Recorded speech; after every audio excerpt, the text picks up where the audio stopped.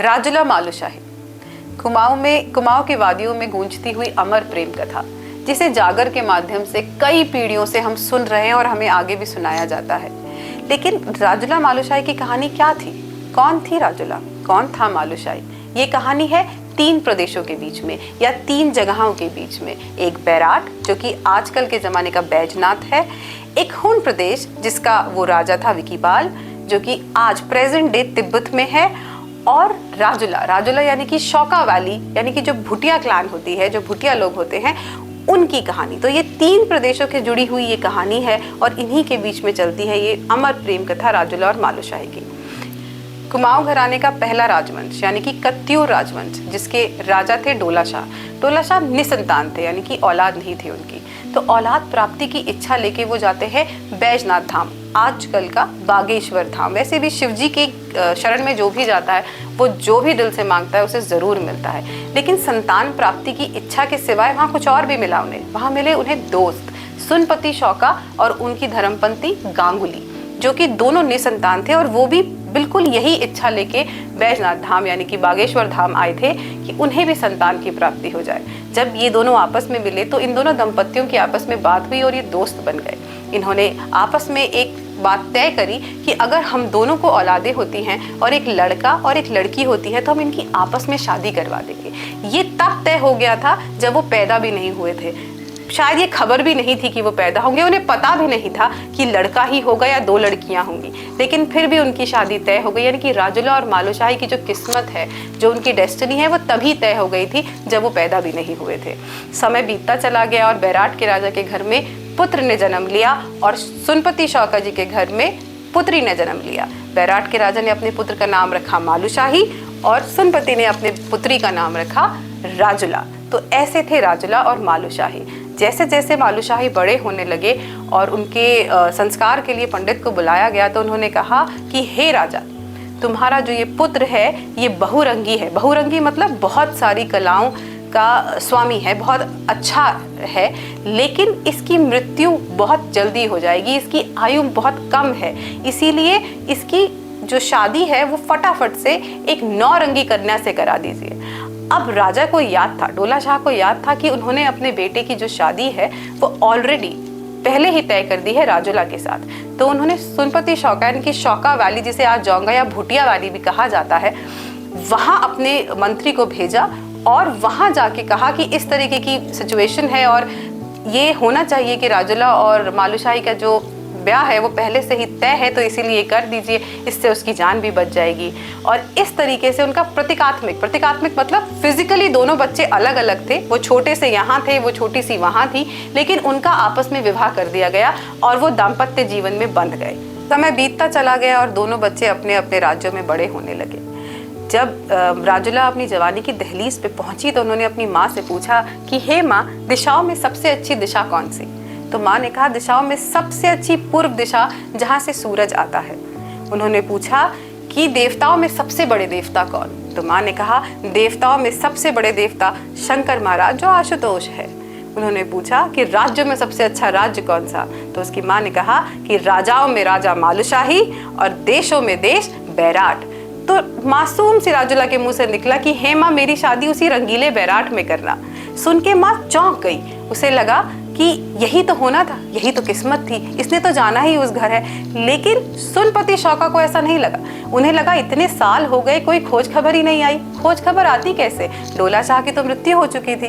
खैर, दोनों जवानी की दहलीज में आगे बढ़ने लगे और राजुला मन ही मन बैराट देश से और मालूशाही से प्यार करने लगी, जबकि वो एक दूसरे से मिले भी नहीं थे। और एक दिन बहुत जिद करने के बावजूद भी जब माँ उसे वहाँ नहीं ले गई तो वो चल निकली मुंशारी के रास्ते। वो पहुंची बैराट देश, जो कि मालूशाही का देश था। घर से जाते टाइम उसने हीरे की एक अंगूठी अपने साथ रख ली। मुंशारी के रास्ते होते हुए कई पहाड़ों को पार करते हुए पहुंची बैराट देश यानी कि मालूशाही के देश।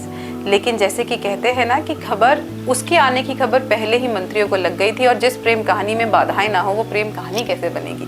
मंत्रियों ने रानी को बताया कि राजुला आ गई है और वो इतनी अपशगुनी है कि जिसकी शादी होते ही राजा मर गए थे। तो आप सोचिए अब क्या होगा अगर वो इस महल में आके रहने लगेगी, अगर इस महल में उसकी शादी हो जाएगी तो। रानी घबरा गई, उसने अपने वैद्य से जड़ी बूटियां मांगी और जड़ी के असर से मालूशाही को सुला दिया। एक रात मालूशाही को ढूंढते ढूंढते राजुला उसके महल पहुंची और उसे मालूशाही मिल भी गया। उसने उसे देखते ही पहचान लिया और उसे उठाने की भरपूर कोशिश करी, बहुत कोशिश करी कि वो उठ जाए और उससे मिल पाए, लेकिन वो तो जड़ी बूटियों के असर में सो रहा था। हार कर रोते हुए राजुला ने मालूशाही के लिए एक पत्र लिखा और सोने हीरे की अंगूठी जो वो लेकर आई थी उसे पहनाकर वहां से चली गई। पत्र में लिखा था कि हे मालू, मैं तेरी राजुला तुझसे मिलने आई थी, लेकिन तू मुझसे मिल ना सका, इसीलिए अब तू मुझे लेने आएगा मेरे प्रदेश। ये कहकर राजुला वहाँ से चली जाती है और अपने देश पहुँचती है। जब वो अपने देश यानी कि शौका वैली पहुँचती है तो वहाँ पता चलता है कि हुण देश, जो कि आजकल के ज़माने में तिब्बत है, हुण देश के राजा विकीपाल ने उसके पिताजी से उसका हाथ मांगा है और ये कहा है कि अगर इस शादी के लिए तुम तैयार नहीं होते तो तुम्हारे इस पूरे राज्य को मैं तबाह कर दूंगा। और क्योंकि वो एक ट्रेडर थे यानी कि व्यापारी थे और उनका व्यापार बहुत ज़्यादा हुण देश के साथ था, इसीलिए उनके पास ज़्यादा ऑप्शन भी नहीं था। और राजुला का ब्याह हो जाता है यानी कि उसकी शादी हो जाती है विकीपाल के साथ और वो चली जाती है हुण देश। यहाँ मालू जब नींद से उठता है तो अपने सपने में देखी हुई राजुला के बारे में वो अपनी माता जी से पूछता है कि हे माँ, राजुला है कौन। माँ को बड़ा धक्का लगता है, उसे लगता है जिस नाम को हमने इतने साल कभी नहीं लिया वो नाम ये कैसे भला जानता है। लेकिन इसी को शायद कहते हैं अमर प्रेम कहानियाँ। तो राजुला की रट लगाते हुए मालूशाही जब अपनी माँ से उसके बारे में पूछता है और उसे कहीं से कुछ पता नहीं चलता, तब उसे वो पत्र मिलता है और वो हीरे की अंगूठी दिखती है जो राजुला उसके लिए निशानी के रूप में छोड़ के गई थी। उस पत्र को वो पढ़ता है, उसमें लिखा होता है कि अब तुम मुझे लेने आओगे, और तो बस वो निकल पड़ता है अपने प्यार के साथ अपने प्यार को लेने के लिए। और उसको ढूंढते ढूंढते वो पहुंचता है बाबा गोरखनाथ के पास। बाबा गोरखनाथ से वो कहता है कि मुझे मेरी राजुला से मिला दीजिए। बाबा उसे कुछ नहीं कहते, कोई जवाब नहीं देते हैं, और उन्हीं की संगत में धीरे धीरे उसके बाल कट जाते हैं, उसके कान छिद जाते हैं और वो बन जाता है एक जोगी। यही जोगी जब हुण प्रदेश घूमता घूमता विचरता हुआ हुण प्रदेश पहुंचता है राजुला के देश, तो वो जाते हैं राजमहल भिक्षा लेने के लिए। भिक्षा में वो जैसे कि ज़्यादातर सारे भिक्षु कहते ही हैं, वो कहते हैं भिक्षाम दे, और भिक्षाम देही की आवाज़ या पुकार सुन के अंदर से सजी सजाई गहनों में लदी हुई राजुला आती है उसके सामने उसे भिक्षा देने के लिए। मालूशाही उसे देख के बिल्कुल अचरज हैरान हो जाता है, क्योंकि सपनों में देखी हुई राजुला की बिल्कुल टू कॉपी थी वो, बिल्कुल वैसा ही सुंदरता, बिल्कुल वैसी ही सरलता जैसे उसने अपने सपनों में देखी थी। गहनों से लदी हुई सुंदर राजुला को देखकर मालूशाही एकदम हैरान रह जाता है। बिल्कुल वही रूप जो उसने अपने सपनों में देखा था, बिल्कुल वैसी ही सादगी जैसी उसने सोची थी। वो राजुला से पूछता है कि हे राजुला, तेरा ब्याह तो बैराट के मालूशाही से होना था, तू यहाँ क्या कर रही है। राजुला ये सुनते ही शॉक हो जाती है, परेशान हो जाती है और एक टक नज़र से जोगी को देखते हुए कहती है कि मेरी किस्मत ही खराब थी, मेरे भाग ही फूटे थे, मेरा ब्याह तो बैराट में ही होना था, लेकिन मेरे माँ बाप ने मुझे हुण प्रदेश में ब्याह दिया है और अब मैं यही खूंटे की तरह बंध गई हूँ। तो ये बात सुन के मालूशाही को लगता है कि राजुला आज भी उससे प्यार करती है, और वो उससे कहता है कि मैं तेरे लिए ही जोगी बना हूँ, मैं तुझे ही ढूंढने आया हूँ राजुला।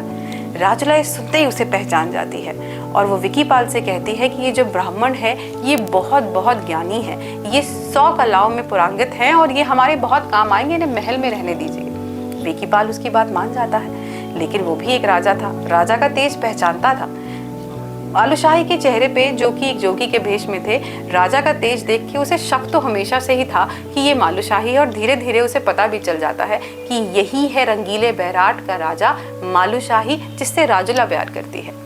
वो सारे ब्राह्मणों को खीर भोज में बुलाता है और उस खीर भोज में जहर मिला देता है। उस जहर को खा के मालूशाही मर जाता है, वो बेहोश हो जाता है, वो मर जाता है, और ये सब देख के राजुला भी बेहोश हो जाती है। लेकिन जो राजुला के माँ बाप हैं, माता पिता हैं, वो पहचान जाते हैं कि यही वो मालूशाही है जिससे राजुला का प्रतीकात्मक विवाह हुआ था, और वो उसे लेके जाते हैं बाबा गोरखनाथ के पास।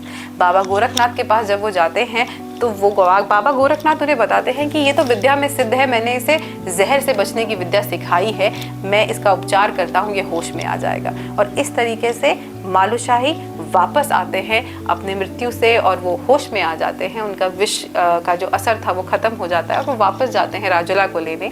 वो लड़ते हैं राजुला के लिए विकीपाल से, रास्ते में उसे ख़त्म करते हैं और अपनी राजुला को लेके बैजनाथ के रास्ते से वो वापस आ जाते हैं अपने रंगीले बैराट, और वहाँ बनते हैं राजुला और मालूशाही, राजा और रानी। तो ये थी उनकी प्रेम कहानी। अब इसके अलग अलग वर्जन हैं। कुछ लोग ये कहते हैं कि जब मालूशाही को होश आया और वो राजुला को लेने के लिए गए और उन्होंने लड़ाई करी, उन्होंने विकीपाल का वध कर दिया और वो राजुला को लेके जब आ रहे थे तो बागेश्वर के आसपास मौसम खराब हो जाता है और पत्थरों के गिरने से उन दोनों की मृत्यु हो जाती है और उनका प्रेम इसी घाटी में अमर हो जाता है, वो दोनों यहीं बस जाते हैं।